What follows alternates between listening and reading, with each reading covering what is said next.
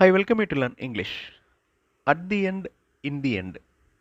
இது அடிக்கடி கன்ஃபியூஸ் பண்ணுற ஒரு டேர்ம். அட் தி எண்ட் வருமா, இன் தி எண்ட் வருமா?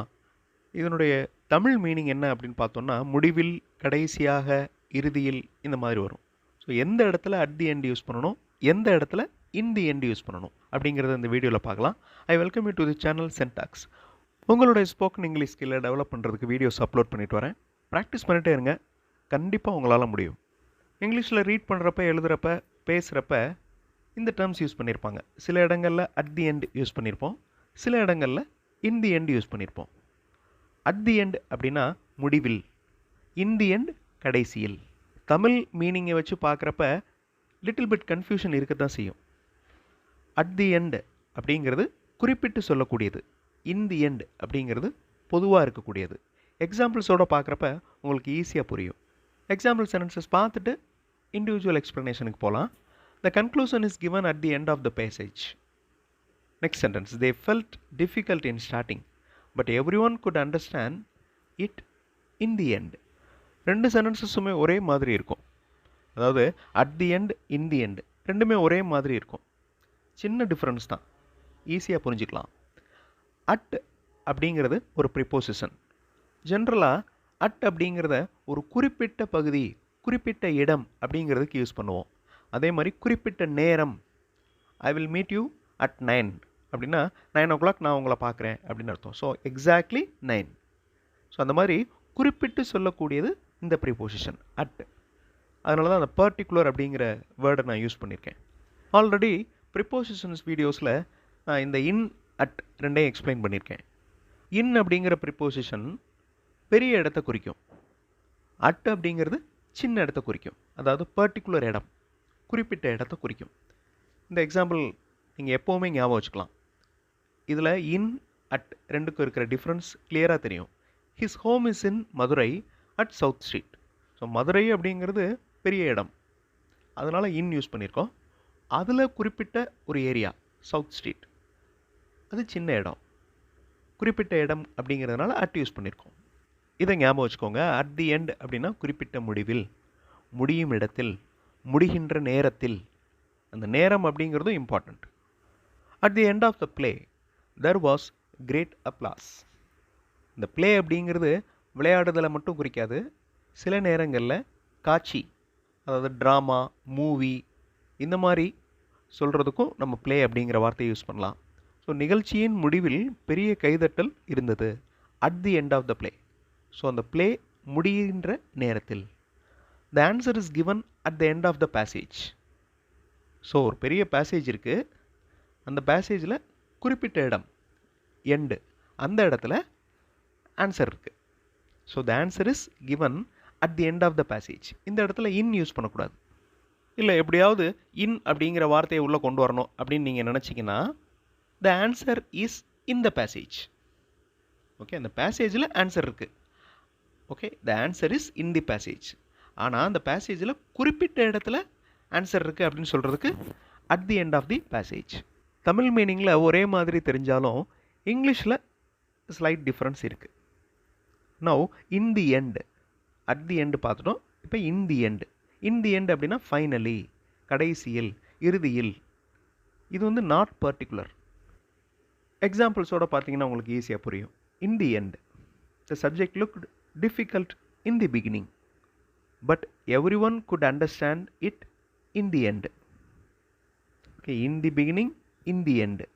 அந்த ஆரம்பம் அப்படிங்கிறது பெரிய ஆரம்பம், அதே மாதிரி முடிவு அப்படிங்கிறதும் பெருசு. அதில் ஈஸியாக இருக்குது, ஈஸியாக ஃபீல் பண்ணாங்க. ஸோ அந்த பாடம் ஆரம்பத்தில் கடினமாக தெரிந்தது, ஆனால் கடைசியில் அப்படின்ற அந்த கடைசியில் அப்படிங்கிறது ஒரு பெரிய பார்ட்.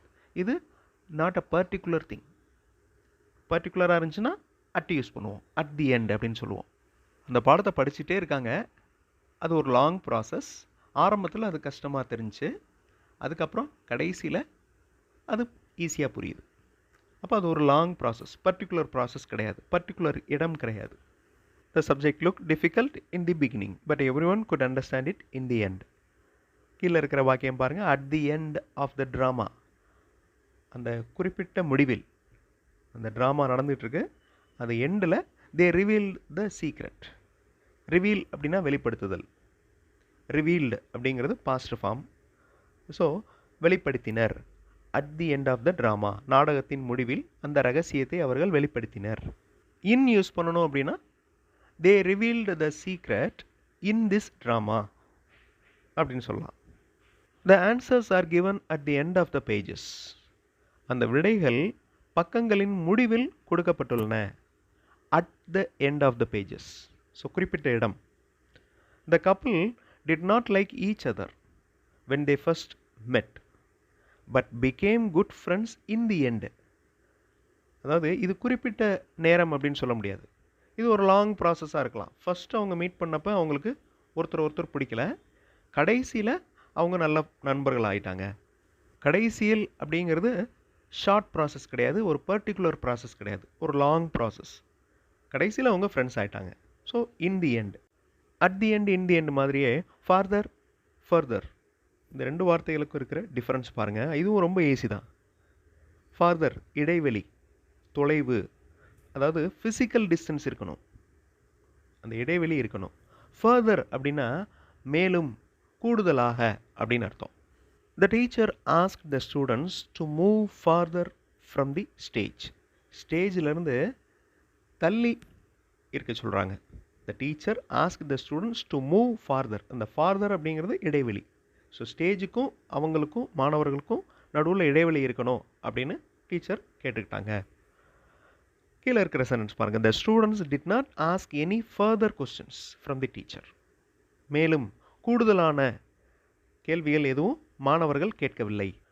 எக்ஸாம் ஹாலை விட்டு புக்ஸ் எல்லாத்தையும் தள்ளி வச்சாங்க. They keep the books farther from the exam hall.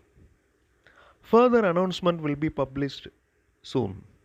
மேலும் கூடுதலான announcement will be published soon, விரைவில் வெளியிடப்படும். இங்கிலீஷ் மாடல் சென்டென்சஸ் பார்த்தோம். நீங்கள் இங்கிலீஷில் பேசுகிறதுக்கு எழுதுறதுக்கு ப்ராக்டிஸ் பண்ணலாம். அந்த மாதிரி இங்கிலீஷ் மாடல் சென்டென்சஸ் மட்டுமே இருக்கிற வீடியோஸ் இன்னொரு சேனல் சென்டாக்ஸ் ப்ளஸில் அப்லோட் பண்ணியிருக்கேன். அந்த சேனல் வீடியோஸும் பாருங்கள், கண்டிப்பாக உங்களுக்கு யூஸ்ஃபுல்லாக இருக்கும். இதே மாதிரி சில வார்த்தைகள் மீனிங் ஒன்றா இருக்கிற மாதிரியே தெரியும். எந்த இடத்துல எந்த வார்த்தையை யூஸ் பண்ணணும் அப்படிங்கிறது சின்ன சின்ன ரூல்ஸ் மூலமாக நம்ம தெரிஞ்சுக்கலாம். எட், ஸ்டில். எட்னா எங்கே யூஸ் பண்ணணும், ஸ்டில்னா எங்கே யூஸ் பண்ணணும். அதே மாதிரி ஜாயிண்ட்லி, டுகெதர். ஜாயிண்ட்லி அப்படின்னாலும் கூட்டாக, இணைந்து. டுகெதர் அப்படின்னாலும் ஒன்றாக, இணைந்து, ஒருங்கே அப்படின்னு அர்த்தம் வரும். இதெல்லாம் நம்ம கேஷுவலாக யூஸ் பண்ணுற வார்த்தைகள். அதே மாதிரி எந்த இடத்துல சே யூஸ் பண்ணணும், எந்த இடத்துல டெல் யூஸ் பண்ணணும். சே அப்படின்னா நம்மளே சொல்லிக்கிறது, டெல் அப்படின்னா அடுத்தவங்ககிட்ட சொல்கிறது. அதை எக்ஸாம்பிள்ஸோடு பார்க்குறப்ப உங்களுக்கு ஈஸியாக புரியும். சே, டெல் டிஃப்ரென்சஸ்.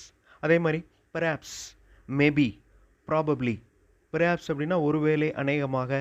மேபி இருக்கலாம். ப்ராபப்ளியும் அதே மாதிரி மீனிங் இருக்கும். ஸோ இந்த வீடியோஸுடைய லிங்க்ஸ் டிஸ்கிரிப்ஷனில் கொடுத்துருக்கேன். அந்த வீடியோஸ் பார்க்காதவங்க கிளிக் பண்ணி பார்த்துக்கோங்க. அடுத்த வீடியோவில் இன்னொரு இன்ட்ரெஸ்டிங்கான கிராமர் எக்ஸ்ப்ளனேஷன், இன்ட்ரெஸ்டிங்கான கிராமர் எக்ஸசைஸோடு பார்க்கலாம். Thanks for watching and thanks for your valuable comments.